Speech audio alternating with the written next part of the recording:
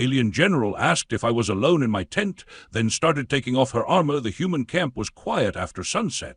Soft lights glowed between rows of fabric tents, and the wind carried the smell of dust and cold metal. Far away, massive alien ships rested in the sky like silent mountains. The ceasefire had lasted 3 days so far. No one trusted it. Inside one small tent sat Ethan Hale, a human logistics officer. He was not a soldier in the traditional sense. He carried no heavy weapons, wore no armor, and held no rank that impressed aliens. His job was simple: move supplies, track numbers, keep people alive through planning instead of force. That was why he was alone. Ethan sat at a folding table, reading data on a small screen. His posture was relaxed, but his mind was alert. Humans had learned long ago that silence after war was never safe. Then the tent entrance shifted. A tall shadow blocked the light. Ethan looked up slowly, not reaching for anything, not showing fear. The figure stepped inside without asking. She barely fit. The alien general stood nearly a head taller than any human soldier Ethan had ever seen.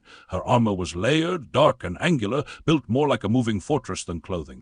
Symbols of rank glowed faintly across her chest and shoulders. Her species had conquered dozens of systems. Every human in the camp knew her name, General Krathal. Guards should have announced her. Sensors should have warned them, but she was alone. Ethan stood calmly. "General," he said, "this area is restricted." Her eyes, sharp and reflective, studied him as if he were a puzzle, not prey, not an enemy, something else. She did not respond to the warning. Instead, she asked a question. "Are you alone in this tent?" The words were clear. Her tone was neutral. Ethan blinked once. "Yes," he answered, "I usually am." The general tilted her head slightly. That movement alone made several human soldiers outside tense, even though they could not hear her words. She stepped further inside. The tent felt smaller. Ethan noticed details without staring: how her armor showed signs of recent combat, how her breathing was slow and controlled, how she carried herself like someone who had never been told no. "You do not fear isolation," she said. "It comes with the job," Ethan replied. That answer seemed to interest her more than any show of strength would have. She looked around the tent. No weapons on the walls, no guards, just crates, papers, and a half-finished cup of tea growing cold. "This is not how commanders live," she said. "I'm not a commander," Ethan said. "I help commanders do their jobs better." Her gaze returned to him. "You are important, then?" "Important enough to talk to," he said. "Not important enough to protect." She considered this. Outside, the wind picked up. The fabric wall rustled softly. "Your people confuse us," the general said at last. "You do not match your outcomes." Ethan gave a small, tired smile. "We hear that a lot." Slowly, deliberately, General Krathal reached up and unsealed the outer plate of her shoulder armor. The sound was sharp in the quiet tent. Metal disengaged from metal. Ethan did not move. He did not ask why. The plate came off and was set carefully on the ground. Human instinct screamed danger. No alien officer ever removed armor in enemy territory. It was a sign of challenge or trust or something far more serious. "General," Ethan said evenly, "is something wrong?" She ignored the question and removed another section, this time from her forearm.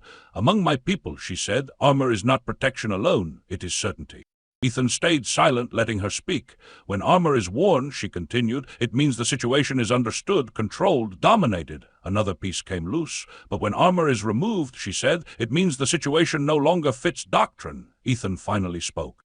"You came here without certainty?" "Yes." "Without control?" "Yes." She looked directly at him now. "Without understanding." That admission carried more weight than any threat. Ethan folded his hands on the table. "You could have summoned our generals, our admirals." "They speak like mirrors," Krathal said, "reflecting what they think I want to hear." She stepped closer, towering over the table. "You speak plainly," she said, "even when it weakens your position." Ethan shrugged slightly. "It usually doesn't." That made her pause. She removed the chest plate. The air felt heavier, as if the tent itself was holding its breath. Ethan noticed something then. Without the armor, she looked less like a weapon and more like a person, still powerful, still dangerous, but no longer distant. "3 times," she said, "my fleet predicted your collapse." Ethan nodded. "And 3 times we didn't." "You retreat when logic demands advance," she said. "You advance when survival probability is low. You mourn losses and fight harder because of them." She placed the armor piece beside the others. "This behavior should weaken a species," she said, "but with humans it strengthens you." Ethan leaned back slightly. "We don't fight wars to win numbers, we fight to protect people." Her eyes narrowed. "That is inefficient." "Yes," Ethan agreed, "and it works." Silence filled the tent again. Outside, footsteps paused. Soldiers sensed something important was happening, though they did not know what. General Krathal reached for the final seal at her collar, then stopped. "Answer me honestly," she said. "If I had not asked if you were alone, if I had entered with guards, what would have changed?" Ethan did not hesitate. "I would have told you what you wanted to hear," he said, "and now I'll tell you what you need to hear." That answer settled something inside her. She removed the final piece of armor and set it down. "I came here against orders," she said quietly. "If my people knew, they would call this weakness." Ethan met her gaze. "We call it curiosity." She studied him for a long moment. Then she straightened. "This conversation," she said, "will not be recorded." "Most important ones aren't," Ethan replied. Outside, the stars shifted slowly above the silent battlefield. Inside the tent, the war did not end. But something far more dangerous to an empire had begun. The armor lay on the tent floor like a silent witness. General Crathall stood without it, taller than Ethan, still powerful but now clearly exposed. Not weak, never weak, but present in a way armor never allowed. Ethan noticed how the air felt different, not dangerous, not safe either, honest. "You chose a strange place to seek answers," he said calmly. "A supply tent is not known for wisdom." Crathall's eyes moved slowly around the space again. "And yet," she replied, "this tent feeds an army. It decides who fights tomorrow and who does not." Ethan accepted that with a nod. "Logistics is quiet power." "Yes," she said, "power without display, that troubles my people." She took a step back, giving him space. That alone told Ethan this was no interrogation. It was something closer to negotiation, but without titles. "You removed your armor," Ethan said. "That's not normal for your species." "No," Crathall agreed. "It is forbidden in many contexts." "Then why do it here?" She folded her arms behind her back, a posture of discipline. "Because armor creates distance, and distance hides truth." Ethan waited. Humans had learned patience the hard way. "When my fleets face an enemy," she continued, "we measure strength, numbers, weapons. Willingness to fight. Humans always rank low." Ethan smiled faintly. "That's what everyone says before the reports come in." Her eyes sharpened, but not with anger, with thought. "You have fewer ships, shorter lifespans, fragile bodies," she said. "You should break quickly." "And yet," Ethan said, "we don't." Crathall stepped closer to the table, resting one clawed hand on its edge. She did not loom, she grounded herself. "My people believe survival belongs to the most efficient," she said. "We remove emotion from decisions." Ethan lifted his cup of tea, took a small sip, and winced. "Cold. We add emotion," he replied. "On purpose. That makes no sense." "It makes perfect sense," Ethan said. "Emotion tells us what matters." Crathall considered that. "What matters should already be known." "Not always," Ethan said. "Sometimes you only learn what matters when it's at risk." Silence followed. Outside, engines hummed softly, a reminder that armies still waited. "You fight wars," Crathall said, "as if every soldier is a command center." Ethan nodded. "Because they are. Every person carries memory, loyalty, and choice. That creates disorder." "Yes," Ethan said, "but it also creates initiative." Her gaze narrowed. "Your units act without orders. They act with purpose." Crathall straightened. "That should collapse discipline." "It builds trust," Ethan said. "We train people to think, not just obey." She turned slightly, pacing once across the small tent. "Trust is a weakness." "Only if it's blind," Ethan replied. "Ours is earned." She stopped. "You trust even after loss." Ethan's expression shifted, not sad, not angry, just honest. "Especially after loss," he said. That unsettled her. "When one of my soldiers falls," Crathall said, "another takes their position. The line remains intact." Ethan looked up at her. "When one of ours falls, the line becomes personal." She seemed to struggle with that idea. "That should reduce efficiency." "It increases resolve," Ethan said quietly. She returned to the armor pieces on the floor, looking down at them. "You mourn openly," she said. "You remember names, you carry symbols." "Yes, you let grief slow you." "Sometimes," Ethan admitted, "but it also reminds us why we fight." Crathall picked up one piece of armor, turning it in her hands. "My people erase the fallen from records quickly. To prevent emotional drift." Ethan did not judge her. He simply said, "We'd forget who we are if we did that." She set the armor down carefully again. "That is what I do not understand," she said. "Your people should fracture under such weight." "We do," Ethan said, "sometimes." Her eyes returned to him sharply. "Sometimes, yes," Ethan said, "but we rebuild." She tilted her head. "From what?" "From each other," he answered. The words landed heavier than any weapon. "Explain," she said. Ethan leaned forward slightly. "Humans bond fast. Not because we're strong, but because we know we're fragile." "That is a flaw." "It's a motivator," Ethan replied. "We don't assume tomorrow is guaranteed." Crathall was silent for a long moment. Then she asked, "Is that why you refuse surrender even when defeat is certain?" Ethan did not answer right away. "When defeat is certain," he said slowly, "we redefine what defeat means." She studied him intently. "You change the rules." "We adapt the goal," he said. "Survival, protection, time, hope." Her voice lowered. "Hope is not a strategy." "It is," Ethan said, "just not one you can measure easily." She stepped closer again. "Your people should have been conquered." Ethan smiled faintly. "We hear that too." Her expression did not change, but something shifted behind her eyes. "I removed my armor," Crathall said, "because I could not hear truth while wearing certainty." Ethan nodded. "Certainty makes poor questions." She looked directly at him. "Then answer me without armor." He met her gaze. Why do humans continue fighting when loss brings pain you do not hide? Ethan's voice was calm but firm. Because pain reminds us we're still alive, he said, and alive people can change the outcome. Krathel exhaled slowly. My people do not think that way. No, Ethan said gently, but you're starting to. The tent was quiet again. Then she asked something no alien commander had ever asked a human civilian. What advice would you give an enemy who fears humanity's persistence? Ethan considered the question. Then he said, don't try to break us, understand us. She straightened, decision forming. Then tell me, she said, what humans do when they finally win. Ethan looked up at the tent ceiling, then back at her. That, he said, depends on who we're allowed to become afterward. Her eyes widened just slightly. Outside, the ceasefire clock continued to tick. Inside the tent, the balance of the war shifted again. The tent was quiet. The only sound was the wind brushing against the outer fabric and the soft hum of distant alien ships. General Krathel stood in the center of the tent, her dark eyes fixed on Ethan Hale. She had removed her armor completely, piece by piece, and now she appeared different, less a weapon, more a thinker. The air between them was heavy, filled with questions neither had answers for. You speak of humans as if they are unpredictable, Krathel said, yet your people follow plans, orders, and logic. How can unpredictability coexist with discipline? Ethan leaned back in his chair, folding his hands in front of him. We are not unpredictable, we are flexible. We adapt. Discipline alone cannot predict what a human will do when everything they know changes. She studied him, the shadow of the armor still on the floor behind her. Adaptation is a natural function of all life, she said, yet humans do more than survive. You thrive while facing impossible odds. Explain this. Ethan paused, thinking carefully. He wanted her to understand. This was the moment where humans became more than just fighters to her. They became an idea. Humans, he said slowly, are dangerous because we care.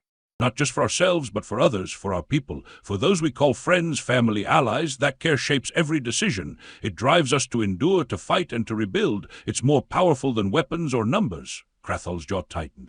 Her species measured everything: strength, intelligence, strategy. Emotion was irrelevant, a weakness. But here in this small tent she felt it, this invisible power. She could not grasp it fully, yet she could sense its influence. It unsettled her. Emotion, she said finally, cannot win wars. Alone, maybe not, Ethan admitted, but combined with thought, experience, and willpower, it becomes impossible to calculate. The general stepped closer. Your people are weaker in every measurable way. You cannot match our fleets, our weapons, or our years of planning. We don't try to match you, Ethan said. We use what we have, and sometimes that is enough. Krathel's dark eyes studied him. Enough, she repeated. 3 times your kind has survived what should have destroyed you, every time against my predictions. Yes, Ethan said, every time, because humans think differently. We don't see loss as final. We see it as a challenge. She let that sink in. You do not retreat when defeat is clear? Ethan shook his head. Not unless we must. Retreat is temporary. Humans fight to protect what we love. Even small victories matter, and even when we lose, we learn. That learning becomes strength. For the first time, Krathel felt the weight of respect, careful, cautious respect, but respect nonetheless. Her species had ruled by domination for centuries. They measured power in conquests, numbers, and fear. Humans measured it differently. Through persistence, emotion, and connection. I do not understand, she admitted. We fight as one mind, one plan. Humans fight as many minds, many plans. Chaos should destroy you, yet it strengthens you. Because we are humans, Ethan said simply. We adapt, we bond, we endure. Your systems see weakness where there is resilience. You see disorder where we see strategy. And we do not fight to destroy, we fight to survive and to protect. That makes the difference. Krathel moved toward the armor pieces again, running her fingers over the cold metal. In my experience, efficiency is everything. Success comes from control. You lack control. We control what matters, Ethan said. We control what we can, our actions, our decisions, our loyalty. Everything else is chaos, and chaos is not our enemy. Chaos is the world. The general paused, considering his words. Her gaze lingered on him, sharp but uncertain. She had faced countless species. Most had collapsed under pressure. Humans did not. They seemed fragile and weak, yet they refused to be predictable. That refusal, that ability to turn chaos into an advantage, fascinated her. Tell me, she said after a long pause. Why do humans fight wars when victory is uncertain? Why not surrender when defeat is likely? Ethan leaned forward. Because surrender guarantees loss. Fighting, even against impossible odds, gives us a chance to change the outcome.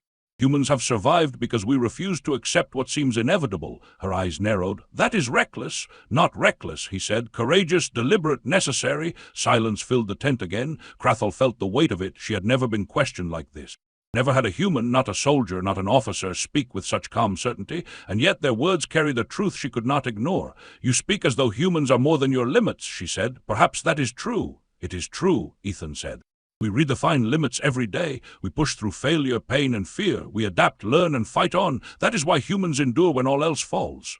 Krathel walked to the edge of the tent, staring at the dim lights outside. And yet, she said quietly, I do not see how this can survive against fleets like mine. Because survival is not about fleets, Ethan said. It is about people, individuals, ideas. One human can change more than armies if they are willing to act. She turned back to him. One human can change more than an empire? Not just one, Ethan said. Many. That is why your fleets cannot calculate our actions. You cannot measure bonds, loyalty, hope, or resilience. Those are strengths invisible to your sensors, but they are strengths nonetheless.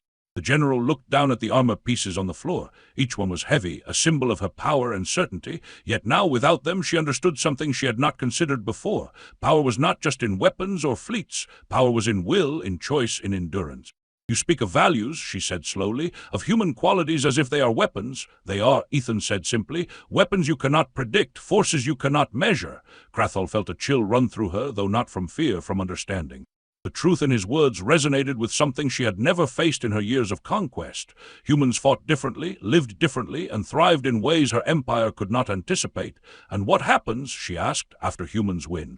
What becomes of your species once victory is achieved? Ethan paused, thinking of countless wars, countless moments when humans survived against all odds. We rebuild, he said. We learn, we create. We try to make sure we never face the same danger twice. Victory is only the start of responsibility. The general's eyes softened, though she remained alert. Responsibility, she repeated, not domination. Exactly, Ethan said. Humans fight for survival and for protection, not for power alone. That makes us dangerous in ways you cannot anticipate, and that is why, despite what you believe, humans endure. Krathel stood in silence, absorbing the words. Her empire measured efficiency, conquest, and control. Humans measured connection, persistence, and resilience. In this small tent with armor scattered at her feet, Krathel realized that humans were not weak, they were not fragile, they were formidable in ways she could not have calculated. You teach differently than my people, she said finally. You do not command, you inspire. That is unexpected. It works, Ethan said, because we fight together, think together, and endure together. Humans are stronger than our bodies suggest, smarter than our numbers predict, and braver than any algorithm can measure. She studied him for a long moment, her mind racing. Her species had ruled the stars with certainty, but certainty was useless against humans. Humans defied predictions, survived impossible odds, and turned apparent weakness into strength. You have given me much to consider, Krathel said at last. Perhaps humans are not to be underestimated. They never are, Ethan said simply. Outside, the wind blew softly, carrying the scent of distant fires and engines.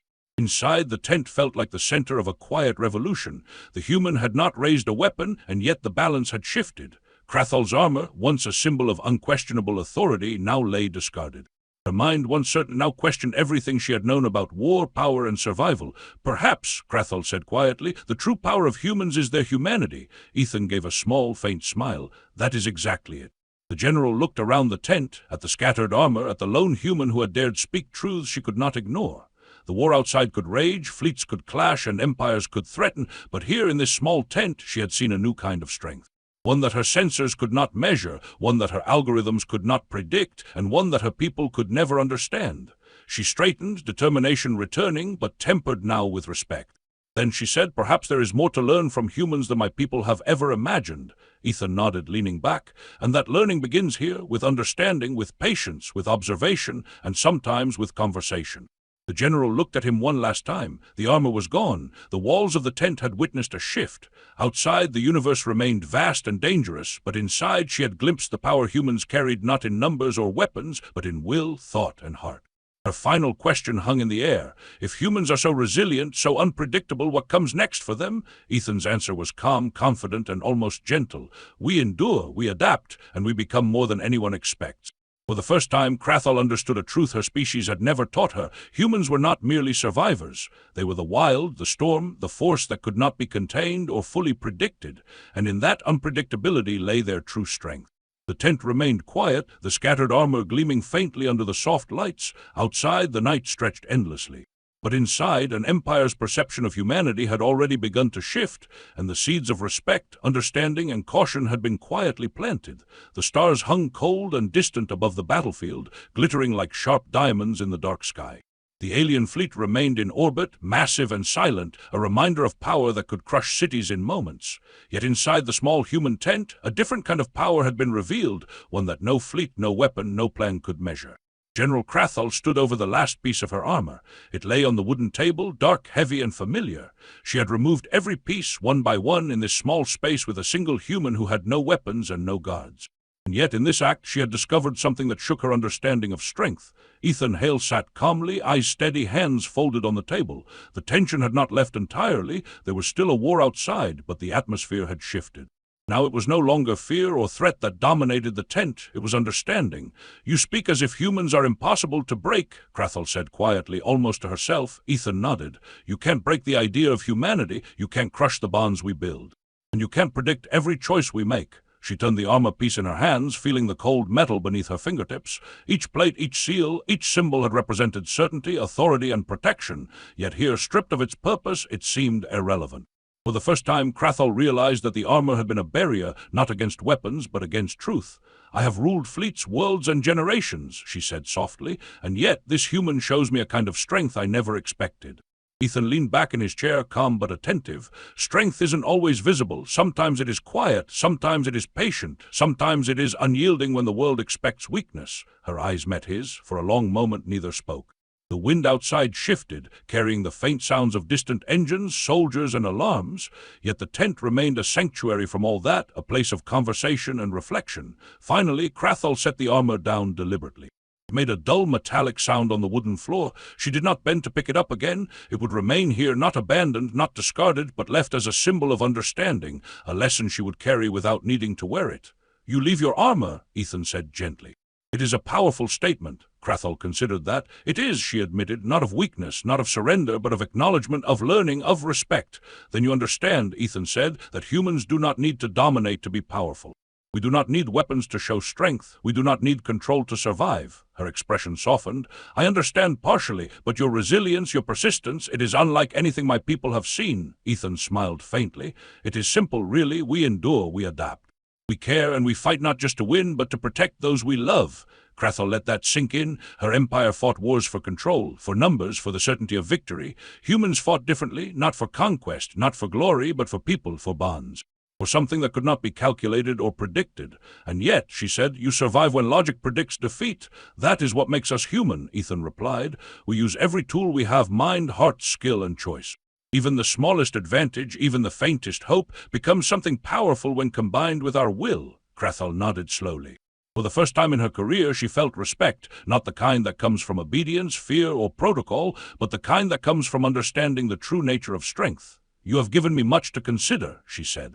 "Perhaps humans are more formidable than I believed." "They are," Ethan agreed, "not because they are stronger, faster, or smarter, but because they refuse to be predictable. They refuse to surrender to expectation.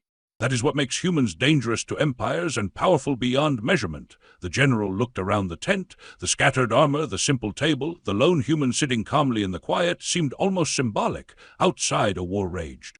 Inside, a single conversation had shifted the balance of perception. "You teach differently than my people," Crathall said. "You speak truth instead of orders. You inspire instead of commanding. That is rare."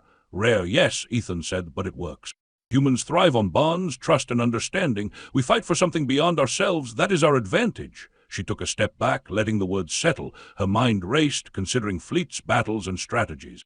Yet here she realized that strategy alone was not enough. Calculations, numbers, and technology could only go so far. Humanity had something her empire could not easily measure, resilience born from connection, purpose, and courage. Crathall's voice softened. "Then perhaps there is hope for peace," Ethan nodded. "It begins with understanding, with patience, with recognition of each other's strengths." The general looked at him, her expression thoughtful. "Your people, they endure not because of weapons, but because of what you call humanity." "Yes," Ethan said simply, "exactly that." Outside, the stars shone cold and distant. The alien fleet remained above, massive and threatening. Yet inside the small human tent, the battle had already been won, not with weapons, but with words, ideas, and insight. "You have changed my perspective," Crathall admitted. "Not fully, but enough to consider something new. Perhaps we can learn from you." "That is all we ask," Ethan said. "Learning, understanding, and patience. Everything else follows naturally." She turned toward the armor one last time, then she left it on the table. Not because it was useless, but because she had learned that true power did not always require protection. Sometimes it required courage, trust, and humility. "Your species may endure longer than I expected," Crathall said quietly, "perhaps longer than anyone expected." Ethan smiled faintly. "We always try to prove that, and sometimes we succeed." Outside the tent, the night stretched endlessly. Inside, a general and a human officer shared an unspoken understanding. Fleets and empires might clash, strategies might fail, and wars might rage, but here in this small space, humanity had shown a different kind of power, quiet, persistent, and unstoppable. Crathal straightened her posture and turned to leave. "I will return to my fleet," she said, "and perhaps your example will guide our approach. I will not forget this lesson." Ethan nodded. "Neither will we. Humans remember." She stepped toward the entrance of the tent, pausing as she looked back. "One day," she said softly, "your people may show the galaxy that strength is more than numbers, more than weapons, more than control." Ethan stood. "We already try, and sometimes that is enough." Crathal gave a small nod and left the tent. The flap closed behind her, leaving the stars outside and humanity inside. The armor remained, cold and heavy on the table, a symbol not of battle but of insight, a reminder that strength was not only in power, but in courage, endurance, and understanding. Ethan returned to his chair, folding his hands calmly. Outside, the wind carried the quiet sound of engines and distant movements. The war had not ended. Yet humanity had already left a mark on a mind that had never before seen them as they truly were, not as prey, not as weak, but as something formidable, unpredictable, and enduring. The night passed slowly, filled with quiet reflection. And for the first time, the alien general who had ruled with certainty realized that victory and power were not always measured by force. They could also be measured by ideas, persistence, and the unyielding will of a species determined to survive and thrive, humanity. In the days that followed, small changes began. Orders were questioned, strategies re-examined, and the seeds of respect were quietly planted within the alien ranks. All because one human had shown one alien general that strength is not always visible, and that sometimes understanding is the most powerful weapon of all. And in that small tent, with the armor left behind, a lesson was written that neither empire nor fleet could erase. Humans endure, humans adapt, humans thrive. And that endurance, that resilience, that spirit was their greatest power.